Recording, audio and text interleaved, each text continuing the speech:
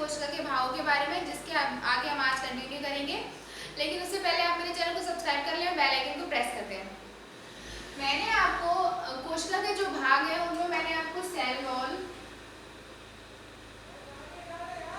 Cell membrane, endoplasmic reticulum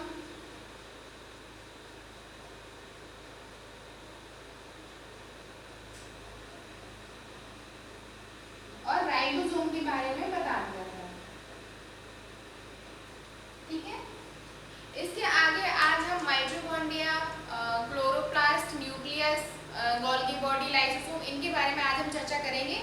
लेकिन उससे पहले मैं आपको एक रिवाइज मार दूं, मतलब आपको बता दूं कि जो पुराने हमारे जो भाग थे उनका क्या क्या वर्क था। इससे हमें थोड़ा सा फ्लो मिल जाएगा कि सारे पार्ट्स क्या क्या हैं, तो वो इकट्ठे आपको मैं बाद में रिवाइज करा दूंगी। ठीक है, तो पहले देख लेते हैं कि पुराने जो पढ़े थे उनका क्या क्या काम था। तो सबसे पहले हम देख लेते हैं सेल वॉल। मैंने आपको बताया था सेल वॉल एक हमारी कोशिका का बाहरी आवरण होता है जो हमारी कोशिका को साइज प्रदान करता है, यानी एक आवरण होता है जो हमारे और उससे खतरों से हमारी सेल की रक्षा करती है।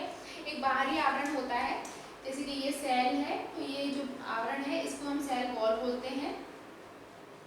इसके बाद आते हैं हम सेल मेम्ब्रेन पे। सेल मेम्ब्रेन और सेल वॉल दोनों अलग अलग चीजें हैं और दोनों का काम भी बिल्कुल अलग अलग है।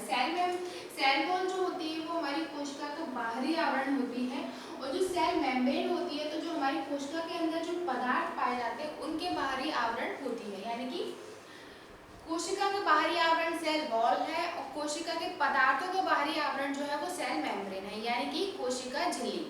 ठीक है, देखिए जो सेल मेम्ब्रेन होती है उसका क्या काम होता है, जैसे कि हमारी ये सेल वॉल, फिर सेल, न्यूक्लियस और न्यूक्लियस के अंदर ये पदार्थ। ठीक है, तो न्यूक्लियस के अंदर जो पदार्थ हमारे पाए जाते हैं उसके बाहरी, यानी कि जो सेल के अंदर जो पदार्थ है उनका किनको बाहर जाना है, कौन से पदार्थ अंदर आने हैं, उनका जो मैनेजमेंट होता है वो बेसिकली सेल मेम्ब्रेन द्वारा किया जाता है। बेसिकली कह सकते हैं तो सेल मेम्ब्रेन एक पार्ट जैसी झिल्ली है जो अंदर से बाहर और बाहर से अंदर आने वाले पदार्थों का मैनेजमेंट करती है। ठीक है, इसके बाद आते हैं हम एंडोप्लाज्मिक रेटिकुलम। मैंने आपको बताया था कि एंडोप्लाज्मिक रेटिकुलम बेसिकली इसको अंतर्बद्धि जालिका कहते हैं हिंदी में, और इसका काम होता है ट्रांसपोर्टेशन करना। यानी कि जैसे जब जो संश्लेषण होता है, जैसे प्रोटीन संश्लेषण हुआ तो वो कहाँ होना है, उस पदार्थ को वो पदार्थ एंडोप्लाज्मिक रेटिकुलम द्वारा वहाँ पहुँचाया जाता है। ठीक है, इसके बाद आते हैं राइजोसोम। राइजोसोम का मैंने आपको बताया था एक बहुत इंपॉर्टेंट पार्ट है ये हमारे सेल का, और अगर पीजी आपने की हो तो आपको पता होगा कि राइबोसोम जो बहुत इंपॉर्टेंट रोल प्ले करता है। जैसे कि आपकी प्रोटीन संश्लेषण हुआ, इससे रिलेटेड जितनी भी क्रियाएं होती हैं उसमें जो राइबोसोम होता है वो प्रोटीन को संश्लेषित करने के लिए स्थान प्रदान करता है। बेसिकली बोल सकते हैं प्रोटीन के संश्लेषण में राइबोसोम का बहुत इंपॉर्टेंट पार्ट है, और ये बेसिकली आरएनए और प्रोटीन से मिलकर बना होता है। ठीक है, ये तो थे हमारे कल के पार्ट। अब हम आज पढ़ेंगे अपना नया पार्ट, यानी कि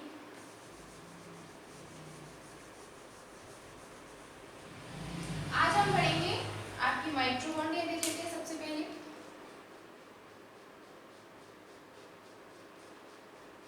इसको हिंदी में भी माइटोकॉन्ड्रिया ही बोलते हैं। ठीक है, माइटोकॉन्ड्रिया की जो खोज है वो ऑल्टमैन द्वारा की गई थी। कितने में? 1886 में। देखिए यहाँ एक इम्पॉर्टेंट बात ये है, जैसे कि मैंने आपको जब सेल पढ़ाई थी तो मैंने आपको बताया था कि इसमें एक पैच है, यानी कि एक बहुत कंफ्यूजन क्रिएट हो जाता है कि कई बार हम जिसने खोज की होती है और जिसने नाम दिया होता है उनमें हम कंफ्यूजन क्रिएट कर लेते हैं। जैसे कि सेल में था कि रॉबर्ट हुक द्वारा नाम दिया गया था और स्लाइडेन और स्वयं द्वारा उसकी खोज की गई थी। इसी तरीके से ऑल्टमैन द्वारा माइटोकॉन्ड्रिया की खोज की गई थी, और जो वेंडा है, वेंडा द्वारा नाम दिया गया था माइटोकॉन्ड्रिया। ठीक है, देखिए कंफ्यूज होने की जरूरत नहीं है, ऑल्टमैन द्वारा खोज की गई थी और वेंडा द्वारा नाम दिया गया था। ठीक है, अब देखते हैं, अब बेसिकली हम आते हैं कि माइटोकॉन्ड्रिया का काम क्या होता है। आप जैसा कि आप जानते हैं कि माइटोकॉन्ड्रिया को हम कोशिका का पावर हाउस भी कहते हैं। मैंने आपको बताया था कि ऊर्जा से रिलेटेड जो काम होते हैं वो हमारे माइटोकॉन्ड्रिया में संपन्न किए जाते हैं। यानी कि ऊर्जा युक्त पदार्थ, कार्बनिक पदार्थों का जो ऑक्सीकरण होता है यानी कि ऑक्सीडेशन की जो क्रिया होती है वो हमारे माइटोकॉन्ड्रिया में होती है और उससे हमें शक्ति, बहुत सारी ऊर्जा उत्पन्न होती है। इसलिए इसको कोशिका का पावर हाउस कहते हैं, क्योंकि ये ऊर्जा से संबंधित कार्यों को संपन्न कराता है। इसे बेसिकली प्रोकैरियोटिक, यूकैरियोटिक कोशिका में प्रोकैरियोटिक कोशिका भी कहा जाता है।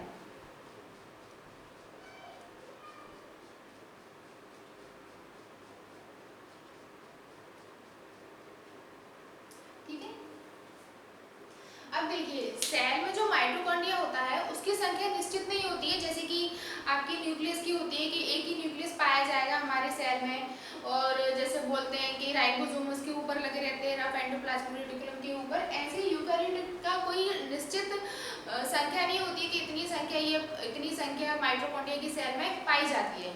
ठीक है, इसे कोशिका का पावर हाउस कहते हैं।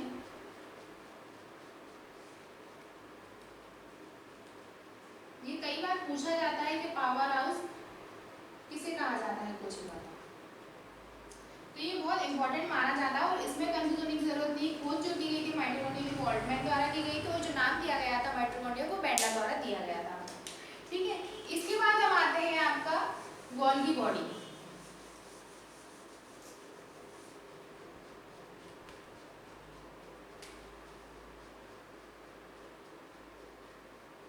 गोल्गी बॉडी यानी कि गाल्जी काय, इसको हिंदी में कहते हैं गाल्जी काय।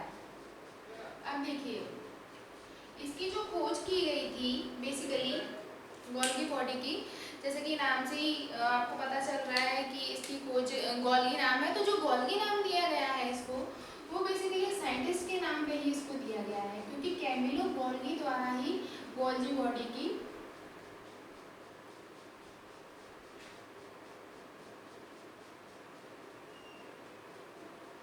कैमिलो गोल्गी द्वारा गोल्गी बॉडी का निर्माण मतलब खोज की गई थी, इसीलिए उन्हीं के नाम पे हम इसको गोल्गी बॉडी नाम दिया गया है। ठीक है, इसका भी काम बेसिकली होता है ट्रांसपोर्टेशन करना तो है ही, साथ ही इसका मेन काम जो होता है वो होता है पैकिंग करना, यानी कि कोशिका द्वारा जो पदार्थ संश्लेषित किए जाते हैं उनकी पैकिंग जो होती है वो पुट्टिकाओं के रूप में होती है, और ये पुट्टिकाएं जब जैसे कोई क्रिया संपन्न होती है तो वो उस जो भाग होता है उस तक गोल्गी द्वारा पहुंचा दी जाती है, यानी कि बेसिकली हम बोले तो गोल्गी द्वारा पुट्टिकाओं के रूप में पदार्थों की पैकिंग की जाती है।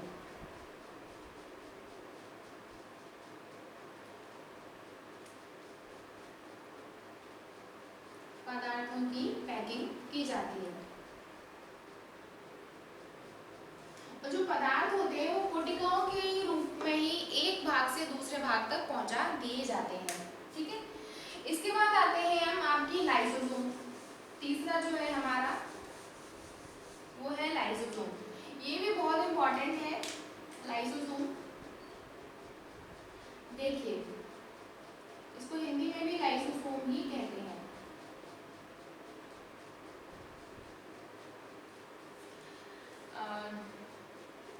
जो लाइसोसोम है, देखिए मैं आपको जब सेल पढ़ा रही थी तो मैंने आपको बताया था कि सेल में वो पावर होती है कि वो स्वतः प्रजनन, यानी प्रजनन तो नहीं बोलेंगे, प्रजनन is not a right word, हम बोल सकते हैं कि खुद ही संवर्धन या कि बोलते ग्रोथ, जो सेल होती है वो अपने आप ही डिवाइड होती रहती है और वो एक से दूसरी सेल बनती रहती है, ये सेल में एक खास क्वालिटी होती है।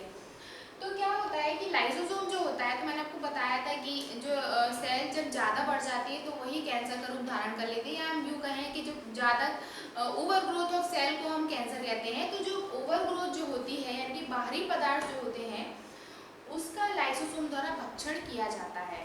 क्यों, जैसे सेल में कई पदार्थ ऐसे होते हैं जो यूजलेस होते हैं, उनका जो भक्षण किया जाता है वो बेसिकली लाइसोसोम द्वारा किया जाता है, इसीलिए इसे आत्मघाती थैली भी कहा जाता है।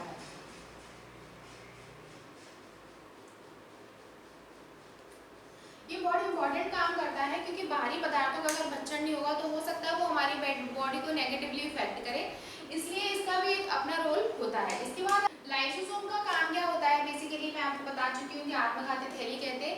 अब आपके दिमाग में ये क्वेश्चन आ रहा हो कि लाइसोसोम ये काम करता कैसे। इसमें 24 प्रकार के एंजाइम पाए जाते हैं जिसके माध्यम से ये बाहरी पदार्थों को नष्ट करता है या उनका भक्षण कर लेता है। ठीक है, इसके बाद आते हैं हम लवक यानी कि प्लास्टिड।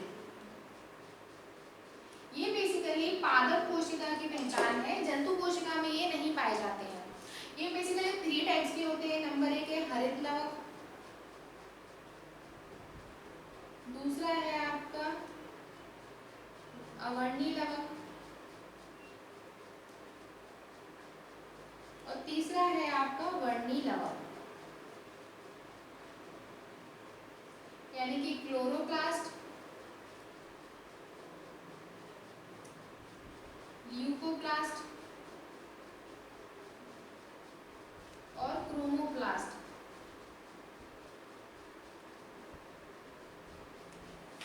ये होते आपको पता है कि ये पौधों में पाए जाते हैं। अब देखिए हरित लवक जो होता है, जैसे कि हम पढ़ते जब हमने अगर आपने प्रकाश संश्लेषण पढ़ा होगा 9th-10th क्लास में ये आता है। इसमें क्लोरोप्लास्ट जो प्रकाश संश्लेषण की क्रिया होती है वो बेसिकली क्लोरोप्लास्ट में ही होती है। ठीक है, इसी के माध्यम से पौधे अपना भोजन बनाते हैं, यानी कि फोटोसिंथेसिस जो होती है वो क्लोरोप्लास्ट में ही संपन्न होती है। इसके बाद आते हैं हम वर्णी लवक यानी कि अवर्णी लवक यानी कि ल्यूकोप्लास्ट। ये बेसिकली उन भागों में पाया जाता है जहां सूर्य का प्रकाश नहीं पहुंचता है, जैसे कि आपकी जड़ हुआ, तना हुआ, नीचे की साइड में।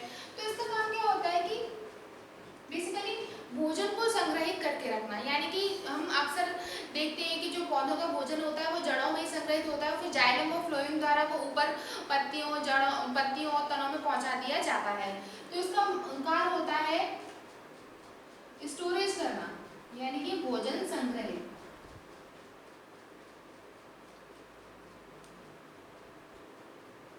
ठीक है, इसके बाद आते हैं वर्णी लवक यानी कि क्रोमोप्लास्ट। क्रोमोप्लास्ट जैसा कि आप देख रहे हैं वर्णी लवक यानी कि वर्णक जो होते हैं, जैसे कि हम जानते हैं कि पौधों में वर्णक ही पाए जाते हैं, उसी के माध्यम से तो हमारे पौधे जो है लाल, कोई पीला, कोई हरा ऐसा दिखाई पड़ता है। तो इन्हीं वर्णकों की वजह से हमारे पौधों का जो रंग होता है, यानी पत्तियों का जो रंग होता है वो चेंज होता है, वेरिएशन उनमें दिखाई देते हैं। तो इनका काम होता है, ये बेसिकली पत्तियों में पाए जाते हैं। जो रंगीन पदार्थ होते हैं, रंगीन जो भाग होते हैं पौधों के, उनमें ये पाए जाते हैं। ठीक है, इनका काम होता है बेसिकली रंग प्रदान करना पौधों को। ठीक है, अब हम इसके बाद आते हैं आपका न्यूक्लियस।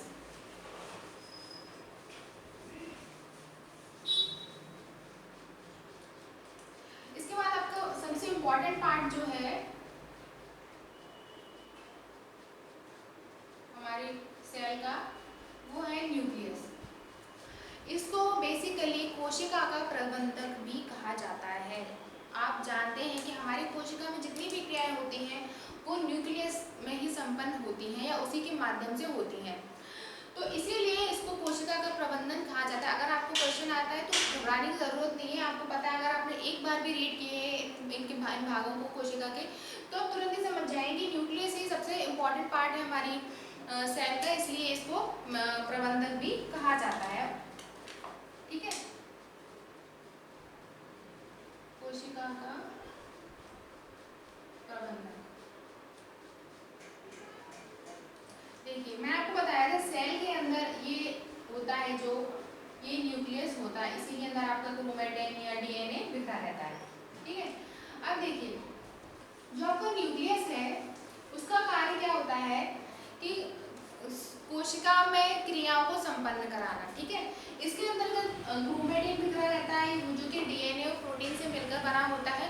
वही क्रोमेटिन आगे जाके कोशिका विभाजन क्रिया जब होती है तो उसी में वह छोटे छोटे भागों में डिवाइड हो जाता है और मोटे मोटे भागों में, और वही गुणसूत्र के रूप में बन जाते हैं। यानी कि जो गुणसूत्र की क्रिया होती है, गुणसूत्र बनने की क्रिया, वो केंद्रक में जो क्रोमेटिन पाया जाता है उसी के माध्यम से होती है। यानी कि क्रोमेटिन जब डेवलप होता है कोशिका विभाजन के समय, तभी हमारा गुणसूत्र यानी कि क्रोमोसोम बनते हैं। ठीक है, अब क्या है कि हम जानते हैं कि जो गुणसूत्र हमारी बोल सकते हैं जीन, क्या कहते हैं, जो जेनेटिक मटेरियल होता है, जेनेटिक मटेरियल को इंग्लिश हिंदी में बोलेंगे आपका जेनेटिक मटेरियल को आप समझ लीजिए, मुझे हिंदी के वर्ड नहीं आ रहे हैं थोड़े। तो जेनेटिक मटेरियल जो होता है वो बेसिकली हमारा ये क्रोमोसोम यानी कि गुणसूत्र होता है और डीएनए होता है। तो गुणसूत्र जो आपके गुणसूत्र यानी कि क्रोमोसोम होते हैं वो हर मतलब हर जाति यानी कि जाति इन द सेंस जो जैसे पक्षी होते हैं, जानवर होते हैं, इंसान होते हैं, उनमें अलग अलग उनके हिसाब से पाए जाते हैं। मानव में है 23 जोड़ी गुणसूत्र पाए जाते हैं और चिंपांजी में 24 जोड़ी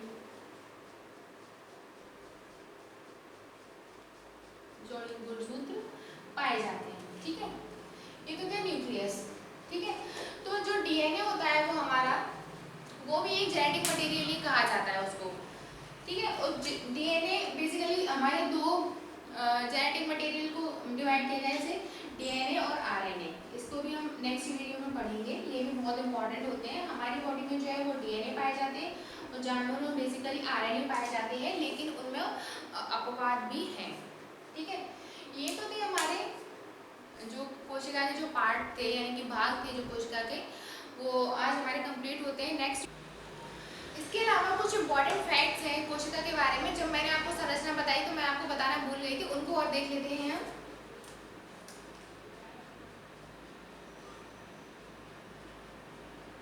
इंपॉर्टेंट फैक्ट्स देखिए, इसमें सबसे पहला है, सबसे पहले हम पढ़ लेते हैं मानव के बारे में। यानी कि मानव में जो सेल होती है, तो सबसे छोटी सबसे बड़ी कौन कौन सी पार्ट्स में पाई जाती है उनको और हम देख लेते हैं, क्योंकि ये क्वेश्चन बहुत फंसते हैं। हम आपके स्टेट लेवल के एग्जाम हो चाहे बीपीएससी प्री में भी कई बार पूछ लिया जाता है। तो देखिए, जो मानव शरीर में जो सबसे छोटी कोशिका होती है वो सेरिबेलम की होती है।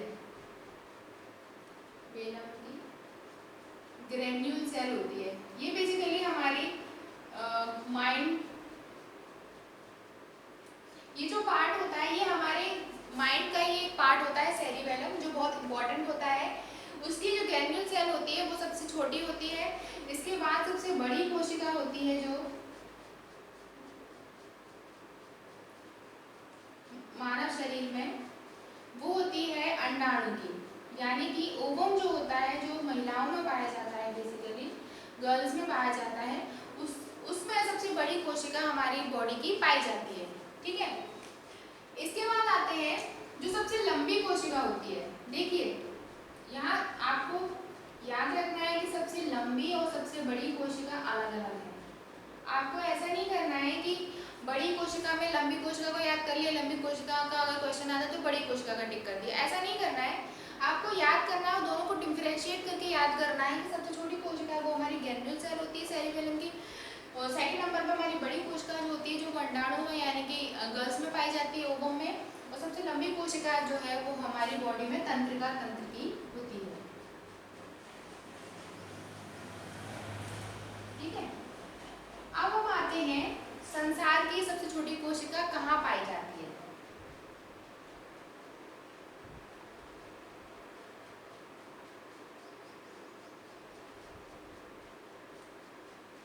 छोटी कोशिका, संसार की सबसे छोटी कोशिका माइकोप्लाज्मा गैली,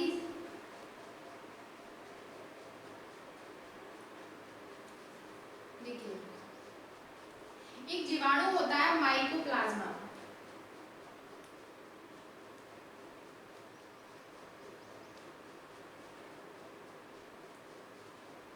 गैली सेप्टिकमा, ये एक जीवाणु होता है जिसके अंदर संसार की सबसे छोटी सेल पाई जाती है। इसके अलावा सबसे बड़ी सेल जो होती है संसार की,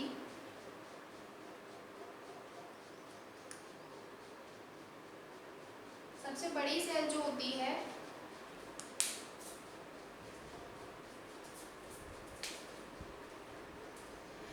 संसार की, ये सबसे बड़ी सेल जो होती है, सेल होती है आपकी शतुरमुर्ग के अंडे की। ठीक है, ये तो हो गए कुछ इंपॉर्टेंट फैक्ट्स जो सेल के बारे में जो मैं आपको बता नहीं पाई थी। ये बहुत इंपॉर्टेंट है, इनको भी आप नोट डाउन कर लीजिए और नहीं हो तो आप प्लीज़ लिख लीजिए, क्योंकि ये आते हैं और उनको याद करना आपके लिए कंपलसरी यानी कि मस्ट है। ठीक है, तो नेक्स्ट वीडियो में हम पढ़ेंगे डीएनए और आरएनए। अगर आपको मेरी वीडियो पसंद आया तो प्लीज़ लाइक शेयर सब्सक्राइब जरूर करें।